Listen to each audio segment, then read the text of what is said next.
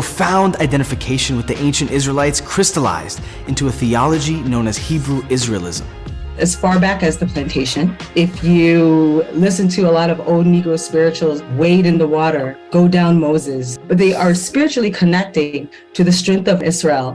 It's not necessarily just about identity. It's about a sort of like spiritual connection to God. No two groups of Hebrew Israelites were quite alike. Some worshipped in a style nearly identical to Pentecostal Christianity, with Jesus front and center.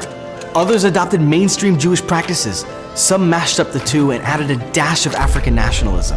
No matter how they practiced, all congregations believed they were the descendants of the ancient Israelites who had once been enslaved in Egypt. But here's the crazy part that we never see mentioned in history textbooks. It's possible that some enslaved Africans identified so strongly with the Israelites because they were Jews, or at least of Jewish descent.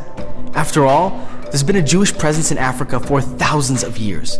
You may be familiar with the Igbo of Nigeria or the Beta Israel of Ethiopia, but did you know that there were enough Jews in the West African Songhai Empire for the king to issue an edict of expulsion in 1492? So we shouldn't dismiss the possibility that at least some Africans held Jewish or Israelite identities well before their enslavement in the Americas. For the most part, early Hebrew Israelite communities got along with mainstream Ashkenazi and Sephardi Jews. But there's always gotta be one maniac.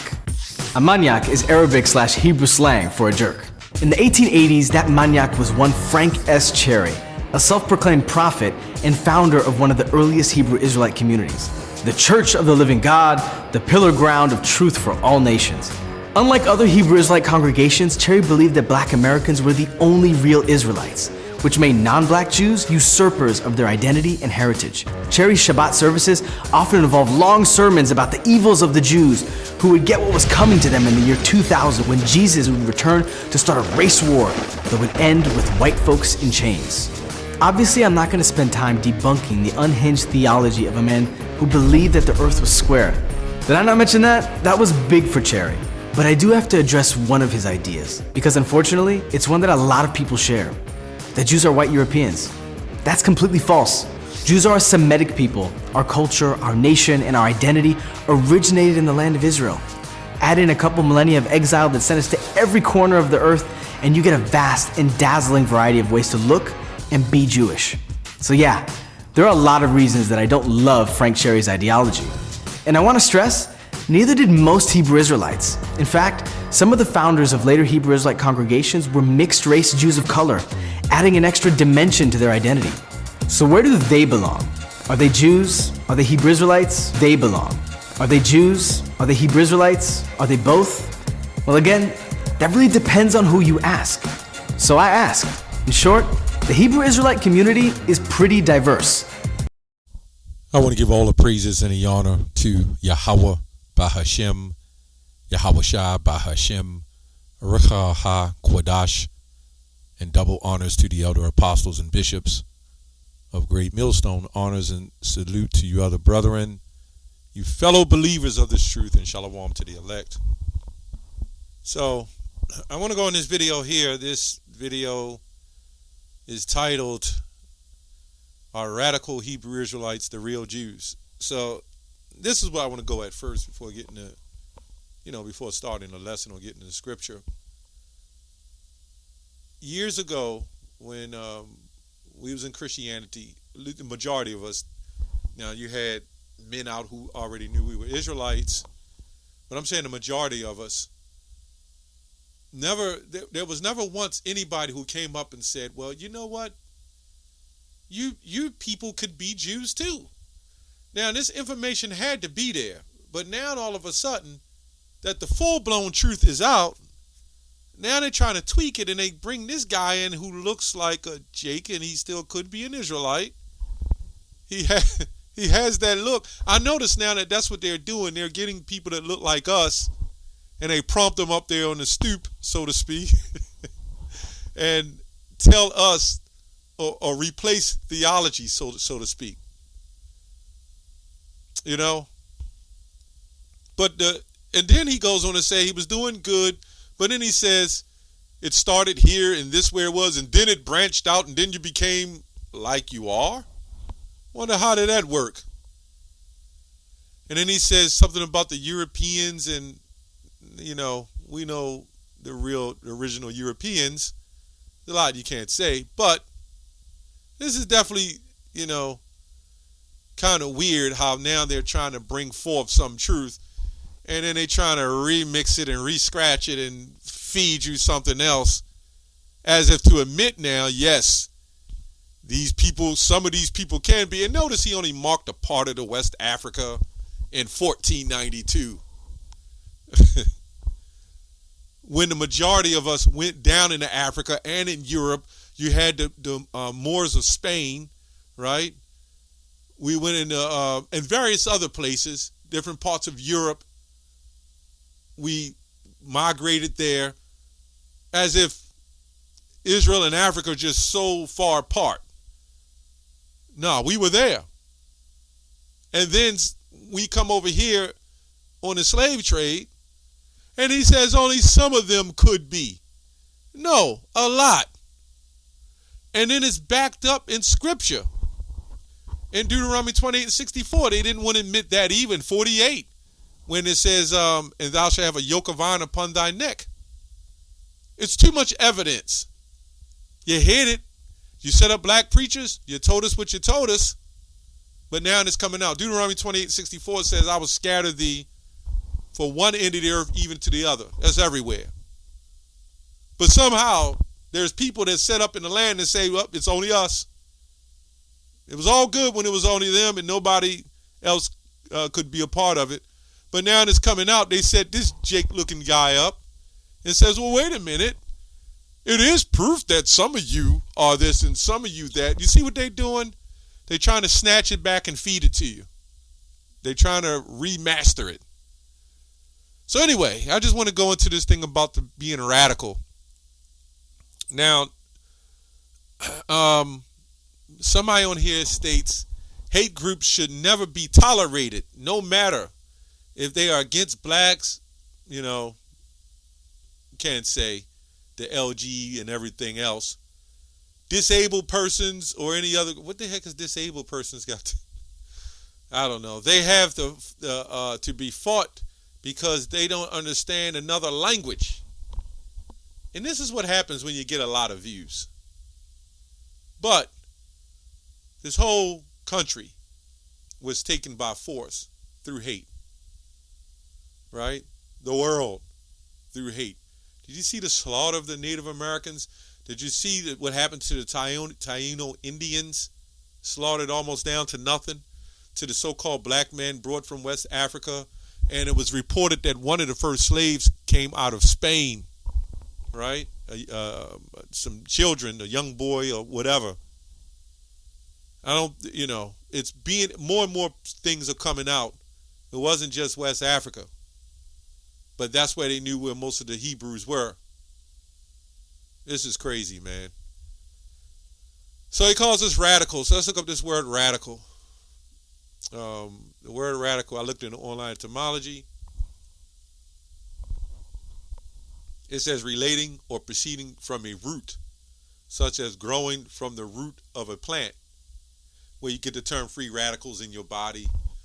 Roots that's kind of growing out of control is why they consider it a radical. It's growing out of control. Why would it grow out of control? And this is what they're going to do, label it as such, when there was nothing but how everything got set up was nothing but through that ideology. So when did it change? Make the people sheeple, make the people simple, and then go along, get along, as long as we continue to oppress you and destroy you. Anyway, let's get some examples. Now, Yahushua would be considered a radical man, because when he came on the scene, he said he was the son of the Most High. The other Israelites didn't like it. They couldn't believe it. He started doing miracles, and then more and more followings came, and the more followings came, the more they seen it as a radical religion. And they don't even believe in Yahushua. So, true, all of them got mixed up. A lot of religions and beliefs and heritages got mixed up. But now, the language that the people speak that he's talking about, he's pulling out some Hebrew. Well, they got a little bit of Poland, German, French, Russian, and everything else. So, I don't know. We're talking about radical. Matthew 21:12. And Yahushua went into the temple of Yahweh. It says Jesus went to the temple of God and cast out all them that sold and brought in the temple. Right? Because you had wicked Pharisees, you had these Jews who felt like they was actually, as the law was going on, they was creating and adding things to the, to the law of what you can do and what you can't do. And they became powerful in that law. Anyway, it says, and overthrew the tables of the money changers and the seats of them that sold doves. Sounds like a radical to me. And said unto them, it is written, my house shall be called the house of prayer, but ye have made it a den of thieves. So Daniel, I believe it's Daniel 7:18 says this, says the saints of the Most High shall take the kingdom and possess the kingdom. So it's not going to be just given like the earth was given into the hand of the wicked. There's going to be some so-called radical behavior when that time comes. It always have, and until the kingdom is set up and the earth is at rest is when the so-called radicalism stop. Didn't he say in Job 3, I would gather the nations and bring them in the place of Yahweh's judgment? This is all so-called radical behavior. We can go through so many scriptures in the book of Joshua, so many stories of what they would consider radical, right? Radical behavior. The Israelites, well, see, and that's the problem. They're trying to take you, Jake, and make you, softer, right? Now, we don't teach to go out there and be so-called radical, screaming and cursing out everybody, we go out there and teach, we do the Lord's work and try to reach the elect, but they see it as radical because there is some groups who are so-called radical, right? They stand on the corner and just curse out white people. Well, you got to read the spirit. That's another thing. There are Israelites who will look like him, right? This guy, and some Edomites who will look like him, right? He's the prime example. Okay. Let's go to, I'll try to make this quick. It was more than that. Numbers 25 and 26. Number 25 and 10. It says, nope, this is Numbers 25 and 10. It says, and behold, one of the children of Israel came and brought unto his brethren a Midianitish woman in the sight of Moses and in the sight of all the congregation of the children of Israel, who were weeping before the door of the tabernacle, right, of the congregation. And when Phinehas, the son of Eleazar, the son of Aaron, it should have been, it says, wait a minute, Phinehas, the son of Eleazar, the son of Aaron, right. He was the grandson of Aaron, right? And the priest saw it. He rose up from among the congregation and took a javelin in the hand, and he went after the man of Israel into the tent and thrust both of them through, the man of Israel and the woman through her belly. So he was on top of this woman, not because he wanted to decide to mess with a Midianite woman. It's because of following the customs. When you go into it and do the research, that's what he was doing. And the Lord was not about bringing any corruption in Israel.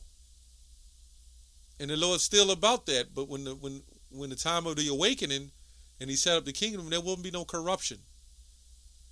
So the plague was stayed from the children of Israel. And those that died in the plague was 20 and 4,000. Right? And what was this plague? The following of the worshiping of other gods. Now, when you look up Phineas, the real terminology of Phineas means the mouth of brass. And when you go into the mouth of brass, even the scholars say he was called the Egyptian Negro or Nubian, which was black. So if Phineas was the grandson of Aaron, son of Eleazar, then we could see the lineage of them had to be black. And that's what we're saying. This man is saying that they all started someplace and basically saying they look like them when they started there.